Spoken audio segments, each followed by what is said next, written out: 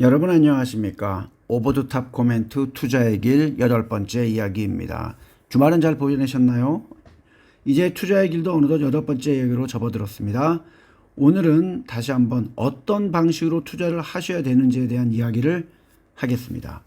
오늘 오전 유료 코멘트에 제가 썼듯이 언론과 유튜브에서 엄청나게 광고를 많이 했던 초전도체가 결국은 안 좋은 뉴스가 나오면서 서남이라고 하는 회사의 주가가 엄청나게 빠졌다는 것을 아실 겁니다.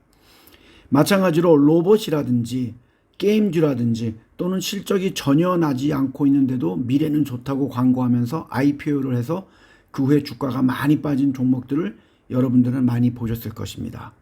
또한 전기차 배터리 주식들에 관해서도 양극재, 음극재, 분리막, 전해질 등에서 가장 중요한 소재를 만드는 회사에 투자를 해야지 이제 막 시작하는 또는 2등이나 3등의 기업들에게 투자하라고 하는 2차 전지 ETF나 펀드를 만들어 판매하는 사람들이 있었습니다.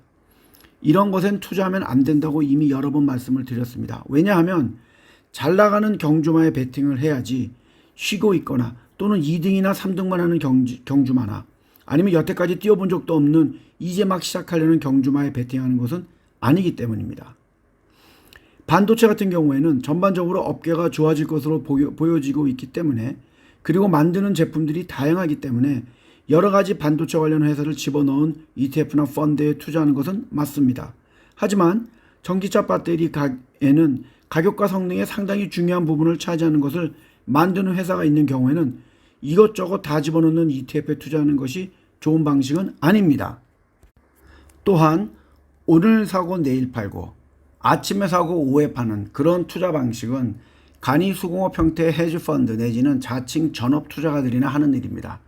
최소한 개인 투자가라면 그리고 우리가 다른 본업이 있다면 주식 투자는 최소한 1년 아니면 보통 3년 내지 5년을 바라보고 투자해야 됩니다. 그렇기 때문에 미래에 좋아질 업종을 추리해서 먼저 투자하는 것이 좋다고 생각합니다.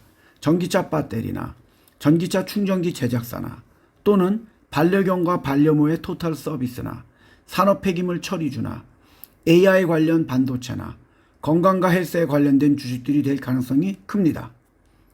또한 가장 중요한 것들 중에 하나는 자기가 바라보는 목표 수익률이 얼마인지를 알아야 합니다. 그리고 자기가 하락할 때 얼마까지 버틸 수 있는지도 알아야 하고 반대로 올라가면 얼마나 먹고 나올지도 알아야 합니다. 주식과 펀드와 ETF는 실제 수익률이 정해져 있지 않습니다. 막말로 주식은 30% 오르고 다음날 30% 하락할 수 있습니다. 하지만 연 10%의 비교적 높은 고정금리를 분기마다 지불을 하는 안전한 상품도 있고 이자는 이것보다 더 높지만 불안한 발행자의 회사채도 있습니다.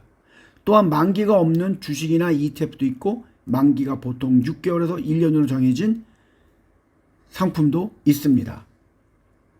또한 흔히들 백지장도 맞대면 낫다고 하는 속담이 있듯이 오랜 경험을 지닌 전문가들에게 컨설팅을 받는 것도 상당히 좋은 방법입니다. 하지만 수수료나 컨설팅비는 지불을 해야 합니다. 우리가 점을 볼 때도 복채를 내듯이 금전의 이익을 다루고 있는 투자에서 좋은 어드바이스를 듣고도 입을 닦으면 효과도 의미가 없습니다. 왜냐하면 무료로 재능 기부를 하는 사람의 컨설팅이 좋을 수가 없습니다. 또한 많은 사람들이 유튜브의 주식방 또는 증권경제방송의 증권투자 고수들의 방 내지는 친구, 지인, 가족, 동료들을 통해서 투자의 조언을 얻고 있습니다. 제가 만약에 정말로 좋은 주식을 알고 있다면 저는 남들에게 알리지 않습니다. 내가 몰래 미리 사 주식을 모으지 여러 사람들에게 그것도 안면도 없는 사람들에게 그 좋은 뉴스를 알려줄 이유가 없기 때문입니다. 부처님도 예수님도 아니고 투자하는 사람이면 당연히 그렇게 할 것으로 생각합니다.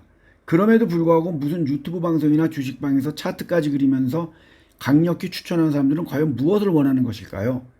결국 다단계같이 새로운 사자가 계속 들어와줘야 주가가 올라가기 때문이라고 생각합니다. 제가 NFT에 이상한 원숭이 그림을 엄청나게 비싸게 산 사람들은 지금쯤 땅치고 후회할 거라고 이야기했습니다. 왜냐하면 그 사람 다음에 사람들이 사주지 않기 때문입니다. 다단계도 마찬가지입니다. 새로운 사람들이 들어와서 사주지 않으면 그 다단계는 망합니다. NFT도 ESG도 상장을 전제로 한 스펙도 상장하지 않고 있다면 결국 돈을 벌어주지 못하기 때문에 투자가들은 발을 동동 구르게 됩니다. 메타버스도 마찬가지입니다. 도대체 무엇으로 이익을 낼 수 있는지도 모르겠습니다. 솔직히 메타버스의 버스는 이미 떠난 것 같습니다. 요즘엔 언론에서 광고도 안 하고 있습니다. 구체적인 투자 상품이나 투자에 관한 조언 등은 저희 세미나에 참여하셔서 저에게 직접 여쭤보시길 추천합니다. 또는 저에게 따로 연락을 주시길 바랍니다. 저는 불특정 대다수의 사람들에게 투자의 정보나 상품 등을 알려주고 싶지는 않습니다. 오늘도 도움이 되셨길 바랍니다. 감사합니다.